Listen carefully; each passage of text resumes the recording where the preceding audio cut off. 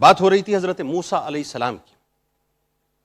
موسیٰ کلیم اللہ علیہ السلام اللہ سے کلام فرماتے تھے.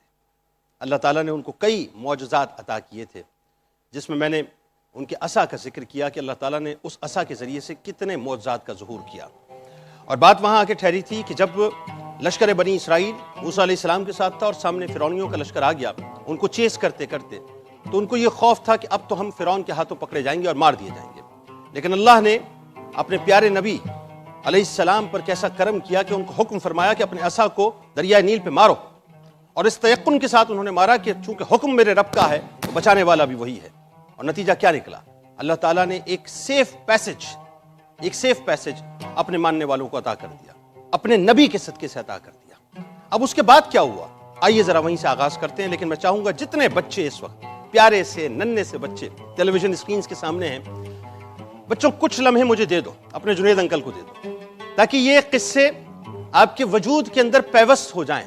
یہ عام قصے نہیں، بڑے خاص قصے ہیں، اور یہ وہ قصے ہیں جن کو ہمارے رب نے قرآن پاک میں بیان کیا ہے. اور قرآن پاک کیا ہے آپ کو پتا ہے نا؟ اللہ کی کتاب ہے، جس کو کہیں اور نازل نہیں کیا بلکہ اپنے محبوب کے قلب اطہر پہ نازل کیا.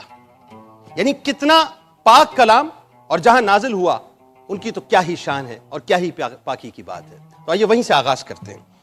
ہوا یہ صاحب کہ جب فرعون دریائے نیل میں غرق ہو گیا اور تمام بنی اسرائیل مسلمان ہو گئے اور حضرت موسیٰ علیہ السلام کو اطمینان نصیب ہو گیا، تو اللہ تعالیٰ کا حکم ہوا کہ آپ بنی اسرائیل کا لشکر لے کر ارض مقدس بیت المقدس میں داخل ہو جائیں. اور اس وقت بیت المقدس پر عمالقہ کی قوم کا قبضہ تھا، جو بدترین کفار تھے اور بہت طاقتور جنگجو اور انتہائی ظالم قسم کے لوگ تھے. چنانچہ حضرت موسیٰ علیہ السلام 6 لاکھ بنی اسرائیل کو ہمراہ لے کر قوم عمالقہ سے جہاد کے لیے روانہ ہو گئے. مگر جب بنی اسرائیل بیت المقدس کے قریب پہنچے تو ایک دم بزدل ہو گئے اور کہنے لگے کہ اس شہر میں جبارین یعنی عمالقہ ہیں جو بہت ہی زور آور ہیں اور زبردست ہیں، لہٰذا جب تک یہ لوگ شہر میں رہیں گے ہم ہرگز اس شہر کے اندر داخل نہیں ہوں گے. اس کے بعد ہوا یہ کہ بنی اسرائیل اس بات کو بھی کہنے پر جھجک محسوس نہیں کر رہے تھے کہ انہوں نے یہ جملے ادا کر دیے کہ اے موسیٰ، آپ اور آپ کا خدا جا کر اس زبردست قوم سے جنگ کریں، ہم تو یہیں بیٹھے رہیں گے، یعنی ہم یہاں سے نہیں ہلیں گے. میں یہاں پر بات روکنا چاہتا ہوں. یہ وہ جملے ہیں ناظرین جو بنی اسرائیل نے حضرت موسیٰ علیہ السلام کے سامنے ادا کیے تھے. اور آپ جانتے ہیں کہ اس سے پہلے جو معاملہ ہوا تھا وہ بڑا عجیب و غریب تھا، یعنی وہ مافوق العقل معاملہ تھا. معجزہ تو ظاہر ہے وہ ہوتا ہے جو آپ کو عاجز کر دیا کرتا ہے. آپ کی سمجھ، آپ کی عقل جہاں پر جا کے رکتی ہے یا جہاں پہ جا کے ختم ہوتی ہے، یا علم جہاں پر جا کر اپنے گھٹنوں کو ٹیک دیا کرتا ہے، معجزہ وہاں سے شروع ہوا کرتا ہے. یعنی انسان کی عقل مکمل طور پہ عاجز ہو جاتی ہے کہ یہ ہوا کیا ہے. یہ معجزہ دیکھنے کے بعد کہ جب حضرت موسیٰ علیہ السلام بنی اسرائیل کے ساتھ موجود تھے اور اس لشکر کو فرعونیوں کا جو لشکر تھا وہ چیس کر رہا تھا، اور عالم یہ ہو چکا تھا کہ وہ اپنی زندگی ہار بیٹھے تھے، یعنی وہ اس خوف میں مبتلا تھے کہ اب تو ہمیں کوئی نہیں بچا سکتا. حضرت موسیٰ علیہ السلام نے اللہ پر توکل کیا اور اللہ نے فرمایا کہ اپنے عصا کو نیل کے دریا پر مارو، تمہارے لیے راستے نکال دوں. اور یہی ہوا کہ انہوں نے دیکھا کہ جس وقت عصا کا استعمال ہوا ہے اللہ تعالیٰ نے اس عصا کے ذریعے سے ایک معجزے کا ظہور کیا کہ راستے بن گئے دریائے نیل میں. اور جس وقت بنی اسرائیل اس دریا کو پار کر کے نکل گئے تو وہی خدا ہے، وہی خدا تھا، وہی خدا ہے جس نے اس نیل کو یعنی دونوں موجوں کو آپس میں ملا دیا ایک پہاڑ کی صورت میں، اور فرعون اور اس کے لشکری اس کے اندر غرق ہو گئے تھے.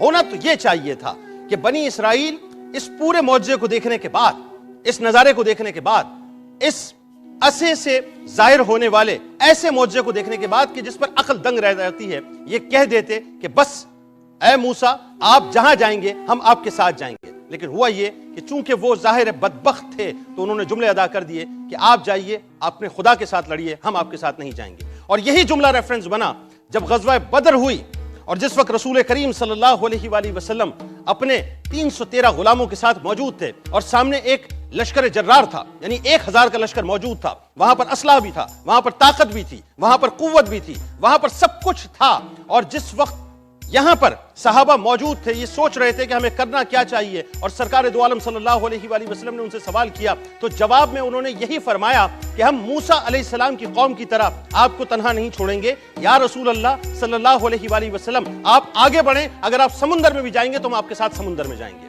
یعنی یہ دراصل غلاموں کی شان ہوا کرتی ہے کہ جب آقا پر ایمان رکھا ہے تو مکمل طور پہ ایمان ہونا چاہیے. اور نتیجہ کیا نکلا؟ وہ تیقن تھا, وہ ایمان تھا سرکار مدینہ صلی اللہ علیہ وآلہ وسلم کی ذات اقدس پہ کہ 313 تھے, نہ اسلحہ تھا, نہ سامان تھا, نہ گھوڑے تھے, نہ اونٹ تھے, کچھ نہیں تھا, بس اللہ کی ذات پر توکل تھا اور سرکار مدینہ صلی اللہ علیہ وآلہ وسلم پر ایمان تھا. اللہ تعالیٰ نے ایسا سرفراز کر دیا کہ بدر کا میدان رہتی دنیا تک مسلمانوں کے لیے فتح و نصرت کی ایک ایسا سمبل بن گیا کہ جس کو کوئی فراموش کر نہیں سکتا. بنی اسرائیل کی زبان سے ناظرین یہ سن کر ظاہر ہے یہ ایک نیچرل فینومنا ہے کہ جب سب کچھ دیکھنے کے بعد بھی قوم منکر ہو جاتی ہے تو پھر نبی کا دل جو ہے وہ مغموم ہو جایا کرتا ہے. یہی ہوا, حضرت موسیٰ علیہ السلام انتہائی رنجیدہ ہو گئے, ان کو صدمہ ہوا. آپ نے باری تعالیٰ کے دربار میں یہ درخواست کی کہ اے میرے پروردگار, مجھے اپنے اوپر اور میرے بھائی پر تو اختیار ہے, لہٰذا تو ہم کو ان نافرمانوں سے الگ رکھ. اس دعا پر اللہ تبارک و تعالیٰ نے اپنے غضب و جلال کا اظہار کرتے ہوئے فرمایا کہ وہ مقدس زمین ان لوگوں پر 40 برس تک حرام ہے, 40 برس تک حرام ہے. یہ لوگ زمین میں بھٹکتے پھریں گے, لہٰذا آپ ان نافرمانوں کا غم نہ کھائیں.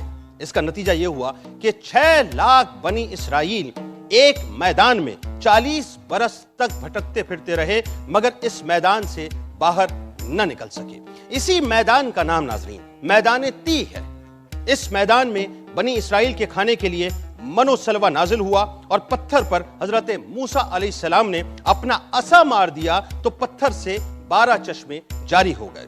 اس واقعے کو قرآن مجید نے بار بار مختلف عنوانوں کے ساتھ بیان فرمایا ہے, جس میں سورہ مائدہ میں یہ واقعہ قدر تفصیل کے ساتھ مذکور ہے, جو بلا شبہ ایک عظیم الشان واقعہ ہے جو بنی اسرائیل کی نافرمانیوں اور شرارتوں کی تعجب خیز اور حیرت انگیز داستان ہے. مگر اس کے باوجود بھی حضرت موسیٰ علیہ السلام کی محبت و شفقت بنی اسرائیل پر ہمیشہ رہی کہ جب یہ لوگ میدان تی میں بھوکے اور پیاسے ہوئے تو حضرت موسیٰ علیہ السلام نے دعا مانگ کر ان لوگوں کے لیے کھانے کے لیے من و سلوہ کا اہتمام کروایا اور پتھر پر عصا مار کر 12 چشمے جاری کرا دیے. اس سے حضرت موسیٰ علیہ السلام کے صبر اور آپ کے حلم و تحمل اور آپ کی جو لوگوں کے لیے دکھ اور تکلیف تھی اس کا اندازہ ہوتا ہے. اس کے بعد ایک اور معجزہ ہے ناظرین, وہ معجزہ بھی بڑا ہی شاندار, بڑا ہی کمال ہے. آئیے ذرا اس کے بارے میں آپ کو بتاتا ہوں. معجزہ یہ ہے کہ حضرت موسیٰ علیہ السلام کو جب اللہ تعالیٰ نے فرعون کی ہدایت کے لیے اس کے دربار میں بھیجا تو 2 معجزات آپ کو عطا فرمائے, ایک عصا اور دوسرا ید بیضا یعنی روشن ہاتھ. ید بیضا کا آپ نے سنا ہوگا, ایکچولی اسے روشن ہاتھ کہتے ہیں. حضرت موسیٰ علیہ السلام اپنے گریبان میں ہاتھ ڈال کر جب باہر نکالتے تو ایک دم آپ کا ہاتھ روشن ہو کر چمکنے لگتا تھا, پھر جب آپ اپنا ہاتھ گریبان میں ڈال دیتے تو وہ اپنی اصلی حالت میں ہو جایا کرتا تھا. اس معجزے کو قرآن پاک نے مختلف صورتوں میں بار بار ذکر فرمایا ہے. چنانچہ سورہ طٰہٰ میں اللہ تبارک و تعالیٰ کا ارشاد ہے کہ اور اے موسیٰ اپنا ہاتھ اپنے بازو سے ملاؤ تو خوب سفید نکلے گا, یعنی بغیر کسی مرض کے. یہ ایک دوسرا معجزہ ہے تاکہ ہم تمہیں اپنی بڑی بڑی نشانیاں دکھائیں.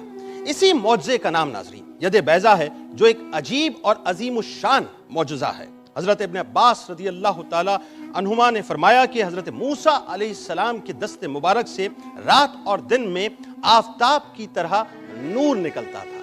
یہ اللہ تعالیٰ کی شان ہے ناظرین, وہ جیسے چاہے اپنے محبوبین کے مراتب کو بلند کیا کرتا ہے. یعنی دن اور رات میں حضرت موسیٰ علیہ السلام کے دست مبارک سے ایک نور نکلا کرتا تھا, ایک روشنی نکلا کرتی تھی جو ید بیضا کے معجزے کی صورت میں لوگوں کو نظر آیا کرتی تھی.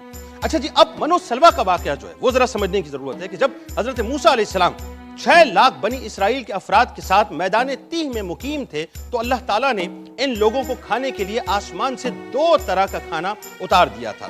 ایک کا نام تھا من اور دوسرے کا نام تھا سلوہ. یعنی اس کو ہم ملا کر پڑھتے ہیں من و سلوہ, لیکن یہ 2 مختلف قسم کے کھانے تھے. ایک تھا من اور ایک تھا سلوہ. من بالکل سفید شہد کی طرح ایک حلوہ تھا یا سفید رنگ کی یعنی یوں کہہ لیجئے کہ ایک شہد تھا جو روزانہ آسمان سے بارش کی طرح برستا تھا، اور سلوا پکی ہوئی بٹیریں تھیں جو دخنی ہوا کے ساتھ آسمان سے نازل ہوا کرتی تھیں۔ یعنی اگر آج کسی کو یہ بات بتائی جائے تو وہ کہے گا بڑی مافوق العقل قسم کی بات ہے کہ یہ کیسے، لیکن بات وہی ہے، چونکہ وہ سبحان ہے، وہ پاک ہے، وہ پاک ہے، وہ پاک ہے، وہ جو چاہے کر سکتا ہے۔ ذرا تصور کیجئے کہ موسیٰ علیہ السلام کی اپنی قوم کے ساتھ کتنی محبت تھی، کیونکہ نبی تو دراصل قوم کے اوپر بڑا شفیق ہوتا ہے، بڑا رحیم ہوتا ہے۔ تو موسیٰ علیہ السلام نے اپنی شفقت کا اظہار کیا، گو کہ بنی اسرائیل بار بار عہد وفا کو توڑا کرتے تھے، بار بار ان سے منکر ہو جایا کرتے تھے، کرم کے باوجود بھی، اللہ کی طرف سے رحم برسنے کے باوجود بھی، اللہ کی طرف سے معافی ملنے کے باوجود بھی بار بار وہ موسیٰ علیہ السلام سے پلٹ جایا کرتے تھے، لیکن اس کے باوجود بھی موسیٰ علیہ السلام ان کے لیے دعا کیا کرتے تھے۔ یعنی جب اللہ تعالیٰ نے 40 برس کا فیصلہ کر لیا کہ یہ میدان تیہ میں رہیں گے، لیکن اس کے باوجود بھی کیا ہوا ناظرین کہ انہوں نے چونکہ ظاہر انکار کر دیا تھا اور اللہ کی طرف سے ایک سختی آ چکی تھی، موسیٰ علیہ السلام رحیم تھے، کریم تھے، ایک بار پھر اللہ سے دعا کی، اللہ تعالیٰ نے من و سلوہ کی صورت میں ان کے اوپر آسمان سے نعمتیں اتارنا شروع کر دی۔ اللہ تعالیٰ نے بنی اسرائیل پر اپنی نعمتوں کا شمار بھی کروایا ہے، اور قرآن مجید میں اس کا تذکرہ ملتا ہے کہ اے بنی اسرائیل، ہم نے میدان تیہ میں تم لوگوں پر من و سلوہ اتارا۔ اس من و سلوہ کے بارے میں حضرت موسیٰ علیہ السلام کا یہ حکم تھا کہ روزانہ تم لوگ اس کو کھا لیا کرو اور کل کے لیے ہرگز اس کو ذخیرہ مت کرنا۔ مگر بعض ضعیف الاعتقاد لوگوں کو یہ خوف آنے لگا کہ اگر کسی دن من و سلوہ نہ اترا تو ہم لوگ بے آب و گیا اس چٹیل میدان میں بھوکے مر جائیں گے۔ یعنی سب کچھ دیکھ لیا تھا، سب کچھ دیکھ لیا تھا۔ یہ بالکل اس طرح کی بات ہے جیسے ابو جہل سب کچھ دیکھتا تھا، سب کچھ معلوم تھا، یہ نبی ہیں، یہ برحق نبی ہیں، یہ اللہ کے نبی ہیں، یہ آخری نبی ہیں، لیکن اس کے باوجود بھی وہ مانتا نہیں تھا، اقرار نہیں کرتا۔ یہ معاملہ ان کا تھا کہ سب کچھ دیکھ چکے تھے، لیکن اس کے باوجود بھی وہ اس خوف میں تھے کہ پتہ نہیں ہمارے ساتھ کیا ہوگا۔ اس لیے حضور اقدس صلی اللہ علیہ وآلہ وسلم نے ارشاد فرمایا کہ بنی اسرائیل، اب جو بات میں آپ کو کرنے جا رہا ہوں بڑی کام کی بات ہے۔ آج جو ہمارے یہاں آپ دیکھتے ہیں نا کہ عموماً گوشت سڑ جایا کرتا ہے، کھانا سڑ جایا کرتا ہے، اس کے سڑنے کی ایک وجہ ہے۔ وہ وجہ کیا ہے؟ وہ حدیث میں ہمیں ملتا ہے، اور سرکار مدینہ صلی اللہ علیہ وآلہ وسلم نے اس کے بارے میں فرمایا۔ یعنی آج اگر ہمارے پاس گھروں میں ڈیپ فریزرز موجود نہ ہو تو گوشت سڑ جائے، اگر فریج موجود نہ ہو تو ہماری سبزیاں سڑ جائیں۔ اب یہ کیوں سڑتی ہیں؟ سنیے ذرا۔ سرکار علیہ السلام نے فرمایا کہ بنی اسرائیل نہ چھپاتے تو کھانا کبھی خراب ہوتا نہ گوشت سڑتا۔ کھانے کا خراب ہونا اور گوشت کا سڑنا اسی تاریخ سے شروع ہوا ہے، ورنہ اس سے پہلے نہ کھانا بگڑتا تھا نہ گوشت سڑتا تھا۔ یعنی یہ جو کچھ بھی آج آپ دیکھتے ہیں کہ ہمیں ڈی فریزرز کی ضرورت ہے، ہمیں فریج کی ضرورت ہے، ڈی فریزر نہیں ہوگا تو گوشت کیسے رکھیں گے، فریج نہیں ہوگا تو چیزیں ٹھنڈی کیسی رہیں گی، سب کچھ ہوتا تھا۔ لیکن چونکہ بنی اسرائیل نے اس وقت کے نبی حضرت موسیٰ علیہ السلام کی بات کا انکار کر دیا، اللہ کو ناراض کر دیا، اور جو قید لگائی تھی اللہ تعالیٰ نے اس قید کو پھلانگ لیا، من و سلوہ کو اسٹاک کرنا شروع کر دیا، اللہ کے نافرمان ہو گئے۔ اس دن کے بعد سے لے کے آج تک کھانا سڑتا بھی ہے اور گوشت سڑتا بھی ہے۔